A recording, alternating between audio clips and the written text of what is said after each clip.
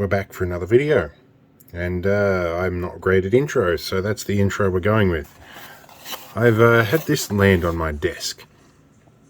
This is a hand-cut cathedral crystal clock, and we're going to try and see if we can get it functional. It might be an easy one, or it might be a difficult one. We'll figure it out. Now, there's nothing quite like getting phone calls just after you hit the record button. And it's like jinxing myself. Every time I hit the record button, somebody calls.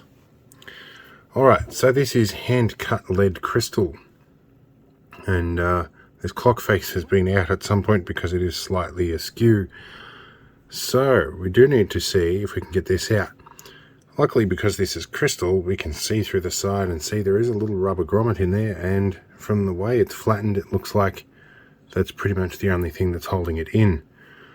Normally I would get my little metal spudger in here that Tinkerman Mick gave me, but this is lead crystal and I don't want to scratch it, so normally I would use that. However, luckily, years ago, Tinkerman Mick gave me a bunch of other bits and pieces from repairing phones, and I think one of these might work just nicely without doing any damage. Okay, so now we can see the hand-cut crystal part. But that's not the bit that we're interested in. I'm going to back it in that because this has got no battery in it, it's probably perfectly fine. And we can probably see there will be some level of adjustment. And this is made a little bit like a pocket watch. There is this adjustment dial in here that will allow us to adjust things in and out. And I think that will pop in and out to adjust things. Maybe not. It might just wind around in that direction. We won't be too heavy-handed with it until we learn how to do it. I'm going to assume this is a 1.5 volt cell. I think I have a card full of miscellaneous little batteries, so let's go and see if we can find one to fit it. Okay, we have a card of random batteries. Now I think I'm just going to try and eyeball this one. See if one of these little guys might fit it. I reckon it might. Now, I don't want to damage the face of this or scratch it, so we're going to put it on some bubble wrap. And we're going to try and get one of these batteries out, which is, off memory, easier than it seems. Hopefully this is the right size. It may not be. Well, it does appear to fit. And of course now I can't get it seated properly. Probably because I inserted in the wrong direction. Put it in that direction. This is after I have used Bunnings hand sanitizer. And I have no grip. As in the sanitizer that they use at the front door. So. Alright, now, let's have a look. Are we ticking? We don't appear to be yet. But I can assume that this is going to be reasonably accurate because that appears to be a quartz crystal there. So, alright, are we making contact? So we are making contact with the positive on the outer. The negative is in the middle.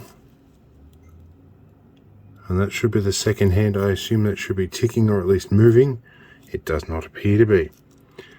Okay, this is where we need to take a look at greater depth and see what we can do. Okay, so the battery is out, and because I've had these batteries for a long time, I'm going to see what our battery volt says. I might be able to put this in view of the camera slightly. Let's put you right there, and we'll see. Pin you down with that.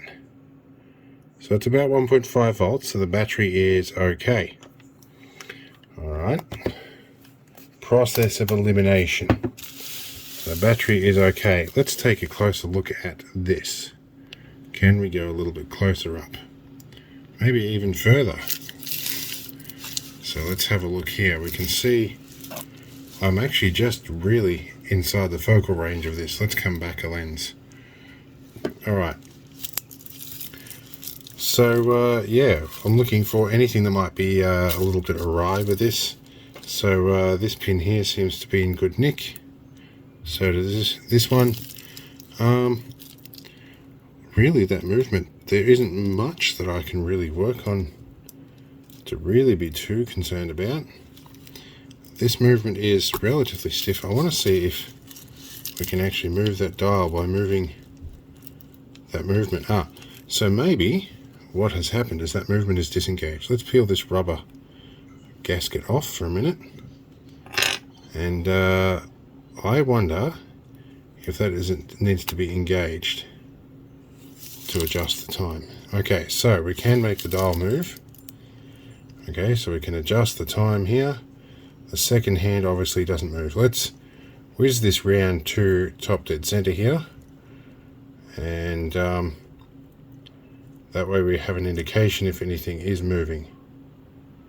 Alright, so that means that is disengaged. So now if we push this little dial in, it should go click and it should engage. Now let's see if we put a battery back in. Maybe the adjustment was just disengaged. Haha, it was disengaged. Alright, so now we're clicking or ticking as a watch should. So we're going to use my artificial fingernail here to disengage this knob once more, pull that out, and we will set the correct time, which at the moment is 6:33 p.m.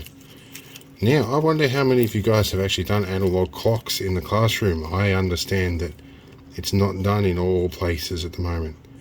So that is 6 o'clock and we are 34. So we are 30, 1, 2, 3, 4.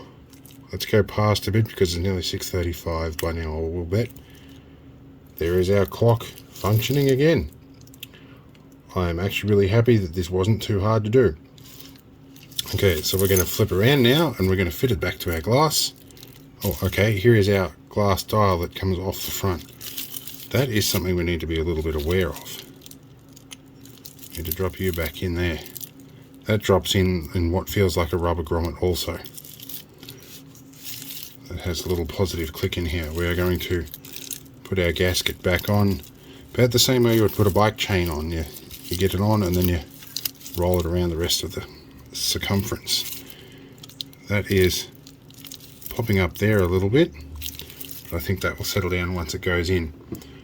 And I would expect that in this piece here there would be a notch to correlate with that, and that is off to that side there, and there is a slight depression we can feel here. It's probably not that apparent in the camera, but we're going to try and get this guy the correct way up here and push back in just gently, just with our fingers, and not too hard, just enough that it stays in there. So now we've corrected its position. Let's come back a zoom level. So we have corrected the vertical position of it as well. It is actually hanging out a little bit here. I'm going to just check those positions are still fairly good. Alright, that gasket has a little bit of a twist and it is trying to walk out. So I think what we need to do is pull this back out and put this on here in a slightly different fashion, or with a little bit of lubrication. But I hesitate to do that on lead crystal. I really do, because it will, for lack of a better description, F it up. Now, that seems to be the trick. Alright, I started on this side and I gave a little bit of lateral force as I pushed it down. That seems to have settled it somewhat better. But there is definitely a knack in getting this in here. Alright, give me a few minutes to sit with it and figure out the exact method. Alright, let's go over a couple of things I've done since I last cut it. I've reseated this O-ring on here properly, and as I put it in, you'll notice that it decides to pop back up. Let's zoom in a little bit. I'm going to push this down. Watch it pop back up on its own. That is because the O-ring is rolling around and twisting up. Now, there is definitely some kind of a trick in getting this in here. I've tried a number of different methods. Nothing seems to be 100% reliable. It will still eventually pop back up over time. You can see it happening right now. Here we go, it's going to pop back up again. So, I think that comes down to the fact that there's being little peaks around here, and they are causing individual points of it to roll up. I am going to be forced to have to lubricate that O-ring somehow, so I'm going to think of an option. I have some spray PTFE, so I'm thinking about putting that on my fingers and rubbing that on there. Alright, back with a different camera angle. So I think what I'm going to do here is, to save actually tarnishing all of this or getting lubricant on it all, I'm going to remove the O-ring entirely and remove all this way out of the way, and we're going to use some of this PTFE dry lubricant to give that a bit of a spray. Now, before we do any spraying, a bit of a reject print here underneath. Now, a bit of a spray, we're going to go in, and what you can probably read through there is instructions to the mechanic who's going to work on my 6-wheel drive Land Rover. Now let's put this dry lubricated ring back on, and now let's move everything back into frame, namely this. Let's get our zoom on the go again, and we'll see if we can get this in position, get everything oriented right. We'll see if this works. It feels like it's gone in a little bit better. Let's let this sit for a moment and watch it and see if it comes up. Do you get the pun? We're going to watch it. Alright, just looking here for reference to see if it's going to pop back up again. Doesn't appear that it's going to.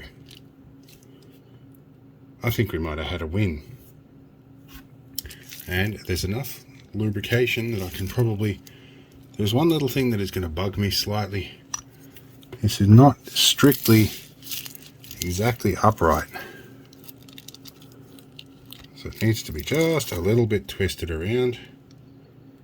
Alright,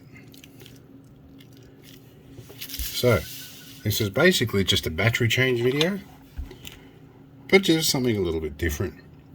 I'm glad it was this easy. Sometimes things turn into massive long endeavors that never quite work out, but this one did.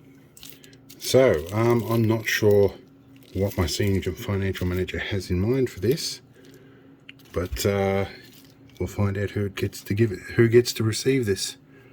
I think it might have just popped up again. I think it'll be alright. It's sitting there quite still. Okay, well, I'll see you in the next video. I do have a fairly long trip coming up, so you will probably see that coming up. I've done my calculations and about this upcoming trip with the litres of oil and everything I'm going to use.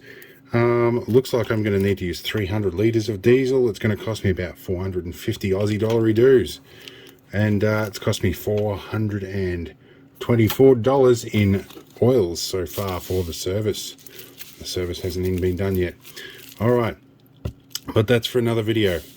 So we'll see you all in the next one, and hope you enjoyed it.